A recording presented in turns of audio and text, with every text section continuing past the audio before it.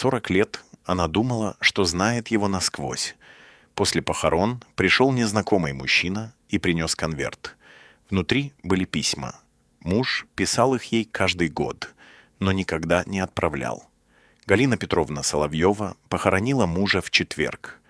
Был конец февраля, серый, сырой, с мокрым снегом, который не шел нормально, а как-то висел в воздухе и оседал на пальто, на венках, на краях свежей могилы.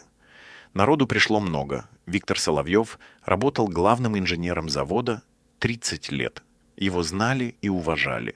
Галина стояла у гроба, отвечала что-то, кивала. Лицо у нее было спокойным. Не потому, что не больно, а потому, что она всю жизнь умела держаться. Дочь Ира приехала из Петербурга. Она прилетела еще в понедельник, когда Виктора только увезли в больницу. Но он уже не приходил в сознание. Сердце. Врачи сказали обширный инфаркт.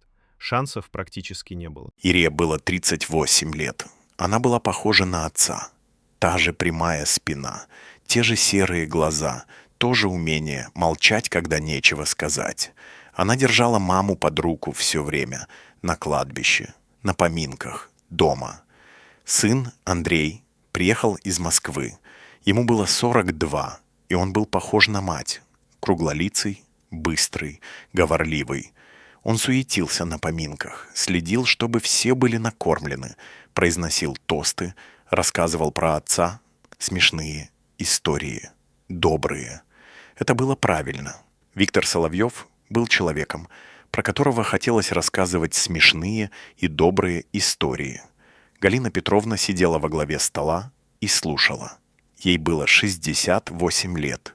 Они прожили с Виктором 43 года. 43 года — это больше, чем она прожила без него. Это было трудно осознать.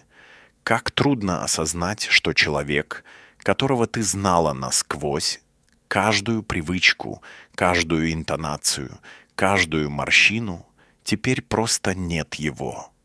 Знала насквозь. Так она думала. На поминках было много людей, которых она почти не знала. Заводские, бывшие коллеги, соседи. Все говорили правильные вещи. Виктор был хорошим человеком, надежным, ответственным. Это была правда. Но Галина слушала и думала. Вы знали его на работе. Я знала его дома.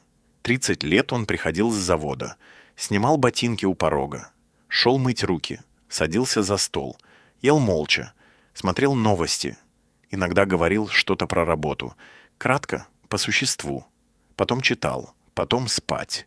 Это была их жизнь, обычная, без цветов по вечерам и признаний при луне. Галина всегда думала, ну вот такой он человек, сдержанный. Так бывает. Незнакомый мужчина пришел на следующий день после похорон. В пятницу утром, около 10. Галина Петровна открыла дверь. Ира еще спала. Андрей уехал за продуктами. Мужчина был немолодой, лет 65, может, чуть старше. Невысокий, в хорошем пальто, с аккуратной седой бородой. Смотрел на нее серьезно и немного виновато. «Галина Петровна?» — спросил он. «Да». «Меня зовут Николай Дмитриевич Орлов. Я был другом Виктора, давним другом. Можно войти?» Я ненадолго. Она пустила его. Он прошел в прихожую, снял пальто. Аккуратно. Повесил сам. Отказался от чая. Из внутреннего кармана пиджака достал конверт. Плотный, бумажный, перевязанный тонкой лентой. Виктор просил передать вам это после. Он знал, что сердце, что времени немного. Он подготовился.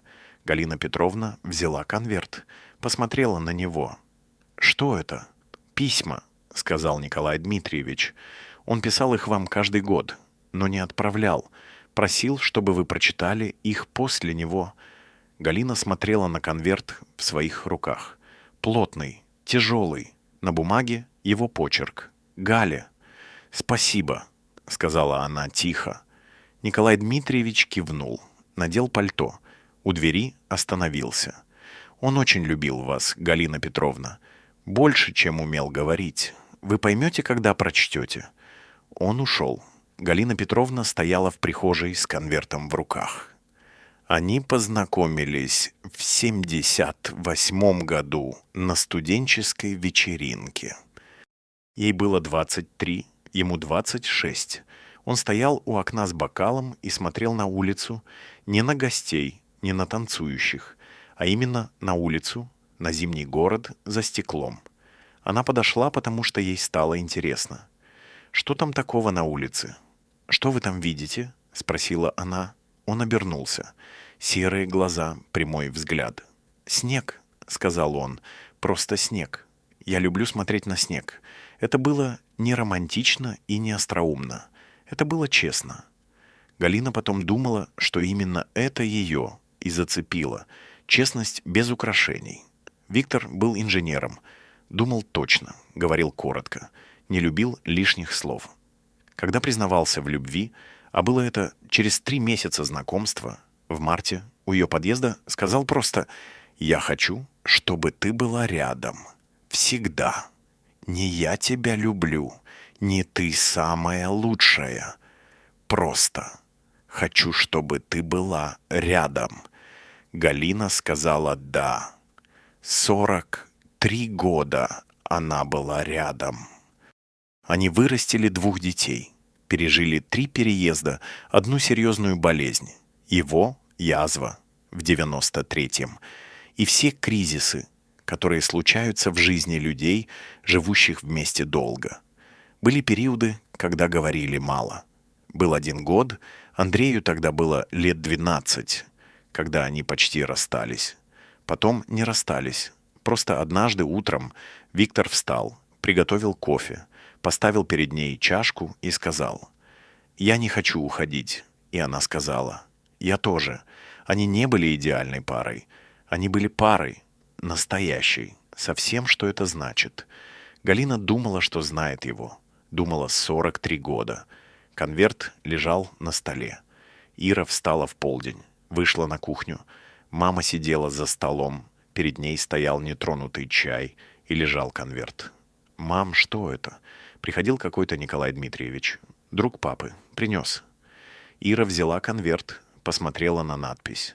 «Папин почерк». Подняла глаза на маму. «Ты читала?» «Нет еще». «Хочешь, я уйду?» «Нет, останься. Мне не хочется одной». Ира поставила чайник, достала чашки. Они сидели вдвоем за кухонным столом, как сидели много раз, когда Ира приезжала в гости. Только сейчас отца не было в соседней комнате. Не было его кресла с примятой спинкой, не было запаха его одеколона. Нет, был. Запах еще держался. Это было тяжело. Галина Петровна развязала ленту, открыла конверт. Внутри было много листков. Разная бумага, разные ручки, но один и тот же почерк. На каждом год сверху. Самое старое письмо датировалось 89-м годом. 35 лет. Она читала вслух. Не специально. Просто так получилось. Слова сами выходили голосом. Первое письмо. 89-й год. Галя. Сегодня Ире исполнилось 5 лет. Ты испекла торт. Шоколадный. С кремом. Ира задула свечи и загадала желание. Но не сказала нам, какое. Сказала, что нельзя говорить, иначе не сбудется. Ты смеялась. Я смотрел на тебя и думал, вот это и есть счастье. Именно это. Не что-то большое и особенное. Просто ты смеешься, дочка задувает свечи и не говорит желание. Я не умею говорить такие вещи вслух. Ты знаешь, я вообще не умею говорить про то, что важно. Поэтому пишу. Хотя ты это не прочитаешь. По крайней мере, не сейчас. Прости, что не умею иначе. Твой Витя. Галина Петровна остановилась. Посмотрела на дочь. Ира сидела с прямой спиной, как всегда. Но глаза у нее были мокрыми. «Дальше, мам», — сказала она тихо. Второе письмо. 93-й год. Галя. Я лежу в больнице уже 2 недели. Ты приходишь каждый день, приносишь еду. Сидишь, иногда читаешь вслух газету. Я делаю вид, что слушаю новости, а сам смотрю на тебя. Думаю, что бы я делал без тебя? Не в бытовом смысле, в каком-то другом, более важном. Ты — это что-то вроде оси, вокруг которой все держится. Мне стыдно, что я никогда этого не говорил. Я всегда думал. Она знает, но, наверное, люди не знают, если им не говорить. Напоминаю себе об этом. И все равно не говорю. Характер такой, наверное. Прости, твой Витя. Галина читала, и голос у нее оставался ровным, только руки чуть дрожали. Она держала листок крепче. Третье письмо. 97-й год. Галя. Сегодня Андрей получил права и сразу же въехал в ворота гаража. Ты стояла рядом и смотрела с таким видом, как будто не знала, смеяться или ругаться. Потом засмеялась. Андрей тоже, нервно, немного. Я стоял и думал, вот они, мои люди, ты и наши дети. Больше мне ничего не нужно. Я знаю, что плохо это показываю. Знаю, что иногда ты, наверное, сомневаешься. Не сомневайся. Я здесь. Я всегда здесь.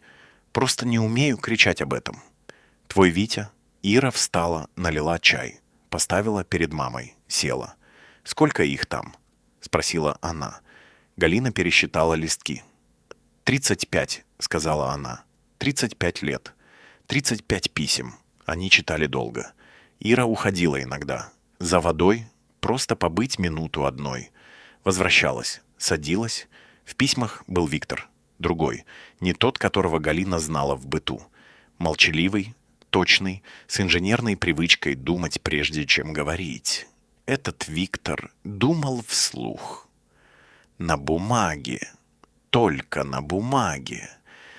99-й год. Галя. Ире 20 лет сегодня. Я смотрел на нее и думал, вот маленький человек, которого мы сделали. Не в биологическом смысле. В другом, в том, что она такая. Прямая, честная, немного колючая, очень умная. Это от тебя. Я горжусь тобой, Галя. Не только ею, тобой. За то, что ты такой человек. 2003 год. Галя, сегодня утром ты варила кашу и пела, негромко себе под нос, что-то старое. Ты не знала, что я стою в дверях. Я простоял там минуты 3. Потом ты обернулась и сказала, «Чего стоишь? Садись». Я сел, съел кашу, ничего не сказал. А хотел сказать, «Ты красивая». До сих пор, мне все равно сколько лет, ты красивая. Не говорю. Инженер. Галина засмеялась на этом месте. Неожиданно для себя. Тихо, с влажными глазами. «Инженер», — повторила она. «Папа», — сказала Ира.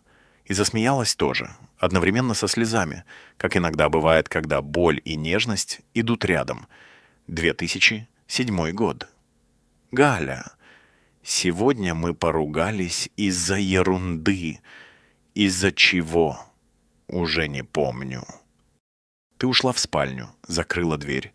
Я сидел на кухне и думал, надо зайти, надо сказать что-то. Не зашел. Потом ты вышла сама, сказала, ужин готов, мы поели. Помирились молча. Мы всегда миримся молча. Это хорошо или плохо? Я не знаю, но я хочу, чтобы ты знала, когда я не захожу, это не потому, что мне все равно. Это потому, что я не умею. Я очень хочу уметь. Извини. Ира взяла маму за руку. «Мам», — сказала она тихо, — «ты помнишь тот год, когда они почти...» «Помню. Как вы тогда...» Просто однажды папа поставил передо мной кофе и сказал, «Я не хочу уходить». И все. И все, и все.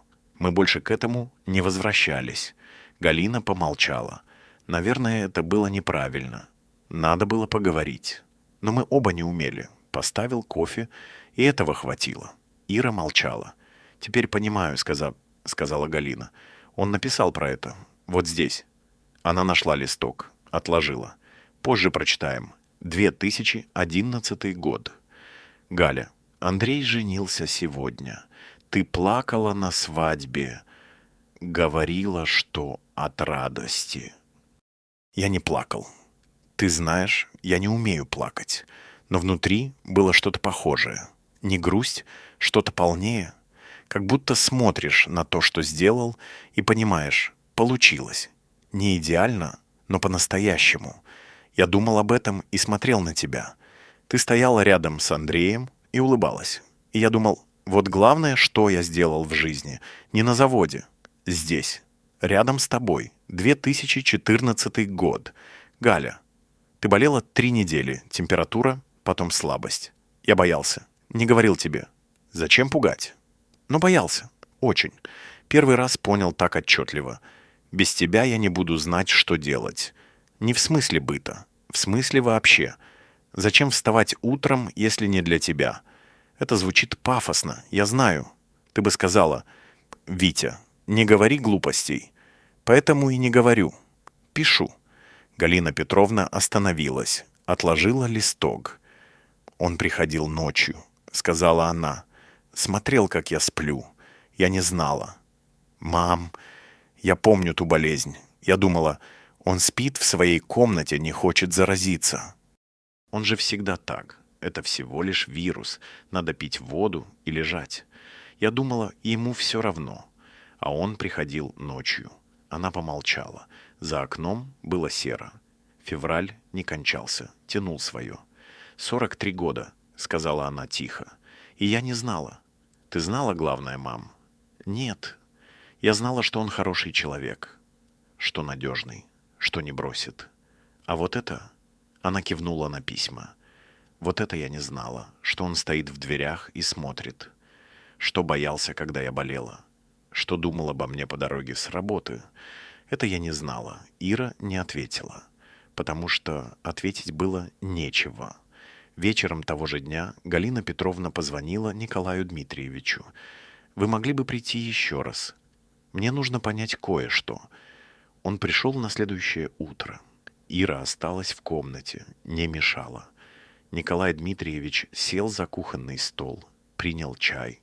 Был спокоен, как человек, который давно ждал этого разговора. «Расскажите мне про него», — сказала Галина. «Про то, чего я не знала. Галина Петровна, я не хочу вас...» «Пожалуйста», — сказала она, — «просто». Без надрыва. Николай Дмитриевич подержал чашку 2 руками. Мы познакомились с Витей в 75-м, в армии, служили вместе 2 года. Потом поддерживали связь. Не часто, но регулярно. Виделись раз в год, иногда реже. Он мне звонил, когда было трудно. Не жаловаться, просто поговорить. Он не умел жаловаться. Знаю. Он рассказывал мне про вас. Всегда. Каждый раз, когда мы говорили. Рассказывал что-то про вас. Как вы что-то сказали, что-то сделали. Смеялся иногда, вспоминал что-то смешное. Он очень гордился вами, Галина Петровна, вами и детьми. Только вам это не говорил. Почему? Николай Дмитриевич помолчал. Я его спрашивал об этом напрямую, однажды. Он сказал, «Коля, я не умею. Слова в голове есть, а вслух как будто клей в горле». Он так и сказал. «Клей в горле». Галина смотрела в окно. «Клей в горле», — повторила она. «Он писал вам. Я знал про письма. Он рассказал мне лет 20 назад. Сказал, я пишу Гале письма, не отправляю, просто пишу». Я спросил, почему не отправляет. Он сказал, она подумает, что что-то случилось, или что я сошел с ума. Он боялся напугать вас. Галина засмеялась. И это было странно, смеяться вот так, но смех был настоящим. Боялся напугать меня. Господи, Витя. Он был сложным человеком, Галина Петровна. Неплохим, сложным. Внутри у него было очень много, а наружу выходило мало. Это его мучило, я думаю. Хотя он и этого не говорил вслух. А вам говорил. Мне иногда. Потому что я не жена. Это проще говорить тому, кто не слишком близко. Галина подумала об этом. «Это обидно», — сказала она. «То, что вам проще». «Да», — сказал он честно. «Наверное, обидно. Простите». «Нет, это не вы. Это просто как оно есть». Они помолчали. Галина долила кипятку в чашке. «Николай Дмитриевич, а вы женаты?» «Был. Жена умерла 10 лет назад. Вы говорили ей вот так. Что думаете, что чувствуете?» Он помолчал. Долго. «Нет», — сказал он, — «мы с Витей были похожи в этом. Одного поля ягоды. Пауза.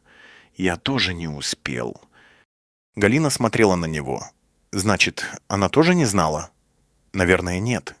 Это плохо, Николай Дмитриевич». «Да», — согласился он. «Это плохо». Он ушел через час. Галина убрала со стола, вымыла чашки, постояла у раковины. Думала о том, что Николай Дмитриевич сказал. Одного поля ягоды. Два молчаливых человека, которые думали о своих женщинах всю жизнь и не говорили. Один оставил письма, другой — нет. Витя оставил письма. Она взяла конверт снова. Дочитывать. 2016 год. Галя. Ире 32. Она позвонила сегодня из Петербурга.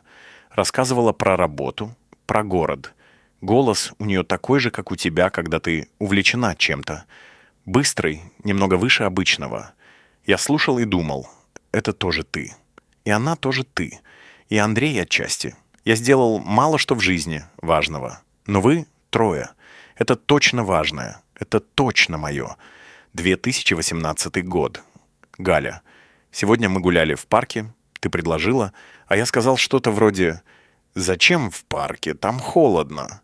Но ты настояла. Мы ходили час, ели жареные каштаны, которые ты купила у старика у входа. Ты сказала, что они горькие.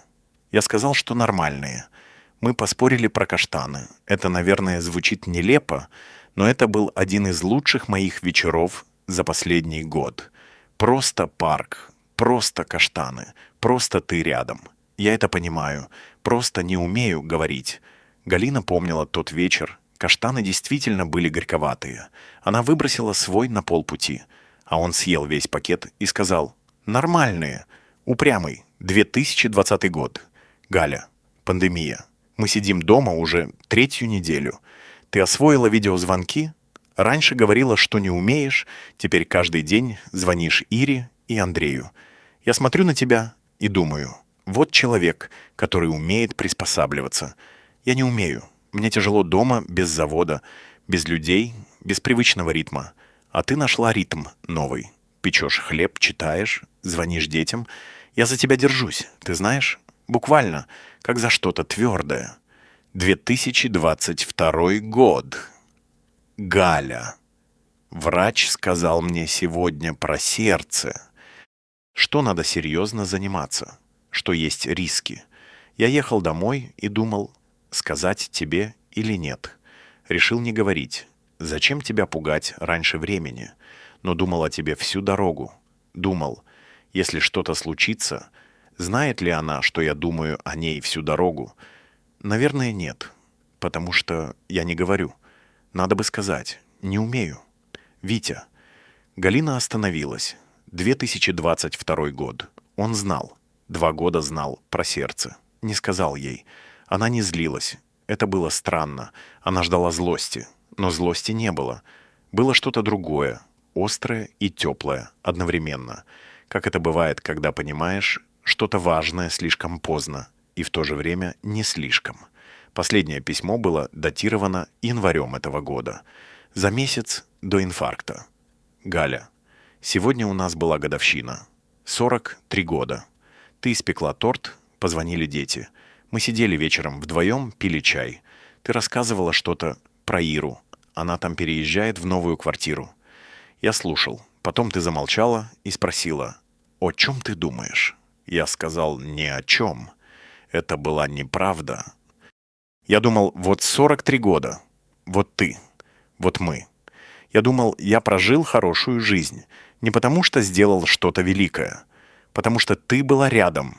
Это звучит банально. Но банальные вещи часто самые настоящие. Я люблю тебя, Галя. Всегда любил. Просто не умел. Надеюсь, ты узнаешь это. И поймешь, что это было всегда. Даже когда казалось, что нет. Твой Витя. Галина Петровна сидела одна на кухне. За окном был вечер. Темный, февральский. На стекле таял снег. Она держала последний листок и не двигалась. Просто сидела. Думала. О чем ты думаешь? Спросила она в тот вечер. Ни о чем, ответил он. И она поверила. Убрала посуду. Пошла читать. А он сидел и думал. Вот 43 года. Вот она. Вот мы. 43 года рядом. И она не знала, что он думает за чашкой чая. Ира вернулась через час. Галина все еще сидела за столом. Письма лежали перед ней в порядке, аккуратной стопкой. Ира посмотрела на маму. Мама была спокойная, не разбитая, не убитая горем, просто спокойная и немного другая. Как человек, который только что понял что-то важное. Ты дочитала? Дочитала. Ира сняла куртку, села рядом. «Как ты?» — Галина Петровна подумала. По-настоящему подумала, что ответить. «Я злюсь немного», — сказала она. «На него. За то, что не говорил. За то, что скрывал про сердце 2 года. За то, что я думала, ему все равно. А он приходил ночью смотреть, как я сплю. За то, что я 43 года не знала, что он думает обо мне, когда едет с работы. Мам, подожди, я злюсь. Но одновременно нет. Одновременно мне кажется, что я только сейчас его по-настоящему поняла. 43 года. И только сейчас». Ира взяла ее за руку. «Он любил тебя, мам». «Знаю. Теперь знаю». Галина помолчала. «Знаешь, что странно? Я всегда думала, что мы не такая пара, как в кино. Не романтичная. Другие мужья дарят цветы, говорят красиво. А Витя, ты помнишь, как он поздравлял меня на день рождения? Говорил «с днем рождения» и дарил что-то практичное. Да, однажды подарил новый утюг. Я обиделась. Думала, ну что за человек? А теперь читаю вот это и думаю. Пока я обижалась на утюг, он стоял в дверях и 3 минуты смотрел, как я пою себе под нос. Ира засмеялась. Тихо, сквозь слезы. «Папа был папа». «Да», — согласилась Галина. «Папа был папа». Андрей позвонил через неделю. Спросил, как мама. «Хорошо», — сказала Галина. «Андрей, ты знал про папино сердце? Что ему говорили еще 2 года назад?» Пауза. «Мам», — он сказал мне, — «попросил тебе не говорить». Сказал, «не хочет тебя тревожить». Галина закрыла глаза. «Он говорил тебе, и Николаю Дмитриевичу, и письма писал, только мне не говорил. Мам, он думал, что защищает тебя. Я знаю, Андрей, я знаю». Она не стала объяснять, что чувствует одновременно 2 вещи, которые не должны уживаться рядом. Обиду и благодарность. Обиду, потому что не доверился. Благодарность, потому что думал о ней даже в этом. «Мам, ты в порядке?» «В порядке. Просто узнала кое-что о папе». «Хорошее». «Что именно? Что он думал обо мне всю дорогу?» «Всегда». Андрей помолчал. «Мы это знали, мам». «Я не знала», — сказала Галина. «А теперь знаю. Прошел месяц. Галина Петровна жила. Это требовало усилий поначалу, потом стало чуть легче. Не проще, именно легче, как будто что-то тяжелое немного сдвинулось в сторону, чтобы можно было дышать. Она переставила мебель в гостиной. Не потому что так лучше. Просто хотела что-то изменить руками. Это помогало. Зинаида, соседка с 4-го этажа, звала ее на прогулки по утрам. Галина отказывалась первые 2 недели. Потом согласилась. Они ходили по часу, не разговаривали особо. Просто шли рядом. Это тоже помогало. По субботам звонила Ира. По видеозвонку. Долго. По воскресеньям Андрей. Это было новое. Раньше звонили реже. Наверное, теперь понимали, что реже не надо. Однажды вечером Галина сидела за столом и просто так, без повода, достала старый альбом с фотографиями. Смотрела. Вот они молодые. Ему 27, ей 24. Только расписались.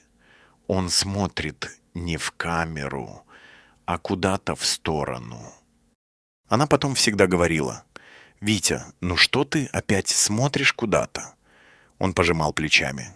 Теперь она знала, куда. Вот они с детьми. Андрею лет 6, Ире 3. Виктор держит Иру на руках. Ира что-то ему говорит. Видно по раскрытому рту. Виктор смотрит на нее серьезно, слушает. Он всегда слушал детей серьезно, как взрослых. Это они оба помнили. Вот поздний снимок, лет 10 назад, наверное. Они в парке. Тот самый парк, где ели каштаны. Только это другой год. Снег, зима.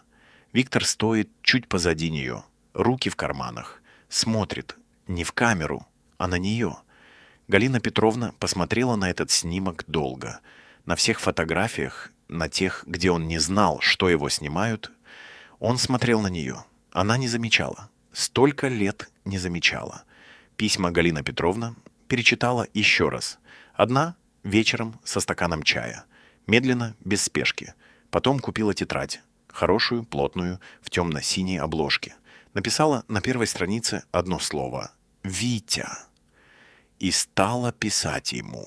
Не потому, что ждала ответа. Просто потому, что теперь понимала. Иногда слова нужны не для того, чтобы другой услышал. Иногда они нужны для того, чтобы самому стало ясно, что чувствуешь, что думаешь, что важно. Он всю жизнь писал ей. Теперь она писала ему.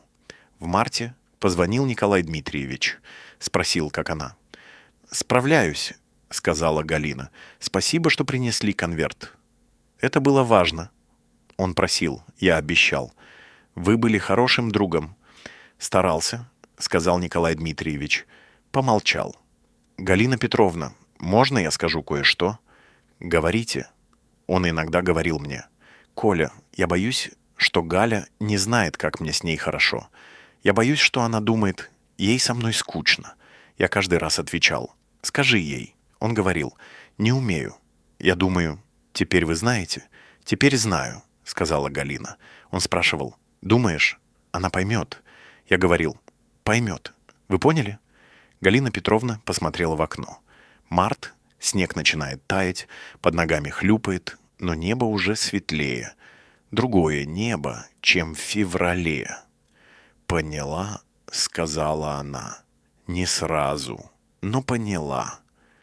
Она положила трубку, открыла тетрадь на той странице, где остановилась вчера. Написала: «Витя, сегодня первый по-настоящему весенний день. Снег тает. Я шла с Зинаидой по парку. Помнишь тот парк, где мы ели каштаны? Лоток убрали на зиму. Но я помню вкус. И помню, как ты сказал, что они нормальные, а они были горьковатые. Ты всегда так. Упрямый. Я теперь знаю, что ты думал по дороге домой после того вечера. Знаю, что ты думал много всего и не говорил. Я не злюсь. Ну, немного злюсь. Но в основном нет. В основном я думаю, хорошо, что ты написал. Хорошо, что Николай Дмитриевич принес. Хорошо, что я прочитала. Я бы хотела, чтобы ты был рядом и мог прочитать это тоже. Но раз не можешь, пишу тебе. Как ты мне? Наверное, мы оба не умеем говорить вслух. Или умеем, но по-другому. Твоя Галя. Она закрыла тетрадь. За окном март. Снег тает. Где-то во дворе смеются дети. Галина Петровна встала, подошла к комоду. Взяла конверт с письмами. Бережно, 2 руками. Положила рядом с его фотографией. Той, где ему 40 лет, и он смотрит куда-то в сторону. Не в камеру, а мимо. Как всегда смотрел куда-то мимо. Теперь она знала, куда. Он смотрел на нее. Всегда смотрел на нее.